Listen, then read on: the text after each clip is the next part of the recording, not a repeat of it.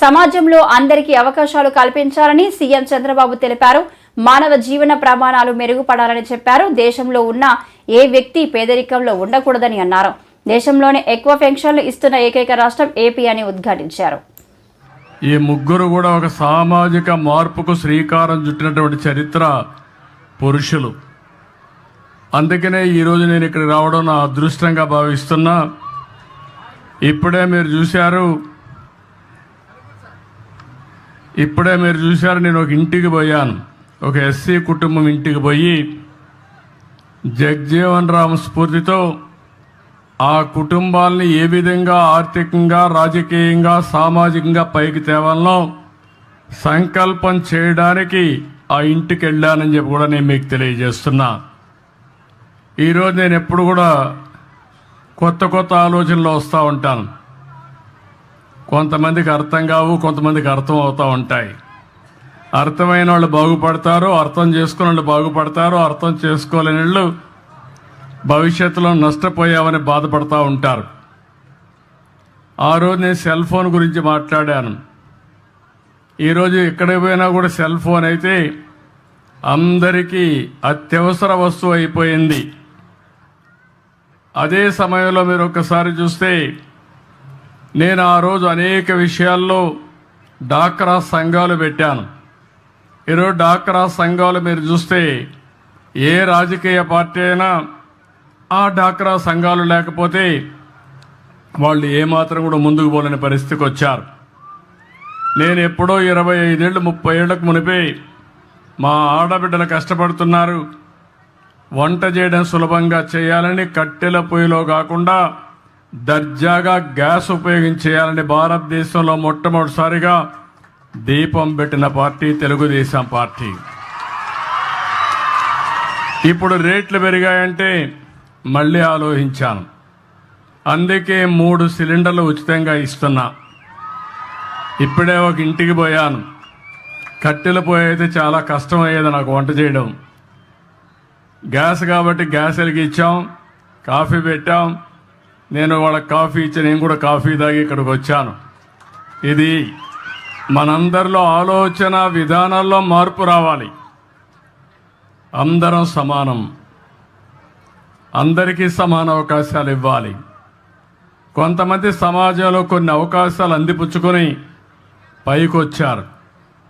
మనతో పుట్టిన వాళ్ళు చాలామంది ఇంకా పేదరికంలో ఉన్నారు. ఇంకా కనీస స్టాండర్డ్స్, జీవన ప్రమాణాలు కనీసం లేకుండా బాధపడే పరిస్థితికి వచ్చారు. నేను అందుకనే ఈరోజు వచ్చింది ఒక వినూత్నమైన కార్యక్రమంతో మేము ముందుకు వచ్చాను.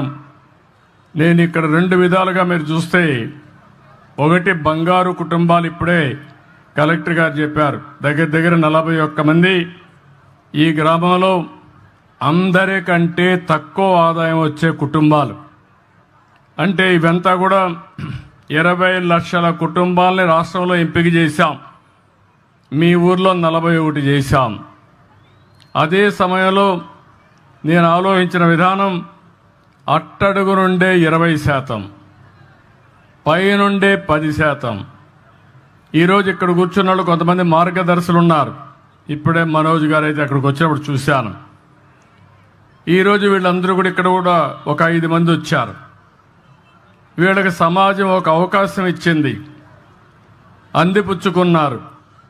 ఈరోజు పారిశ్రామికవేత్తలుగా లేకుంటే మెరుగైన జీవన ప్రమాణాలతో ముందుకు పోయే పరిస్థితికి వచ్చారు.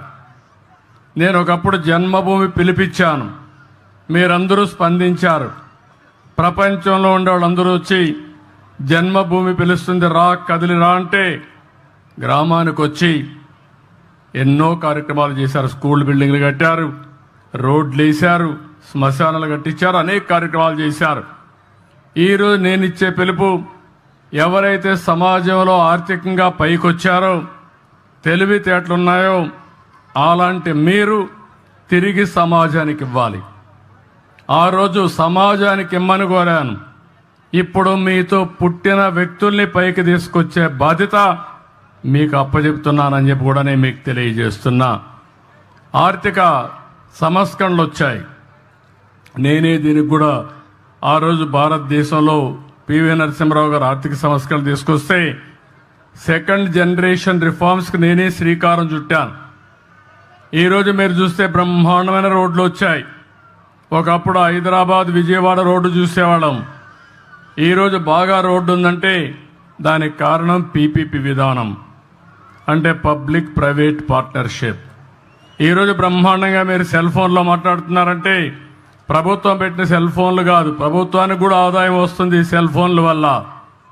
ప్రైవేటు వ్యక్తులు సర్వీస్ ఇస్తారు, దానివల్ల వాళ్ళకు లాభాలు వస్తున్నాయి, మీకు మెరుగైన సేవలు అందుతున్నాయి.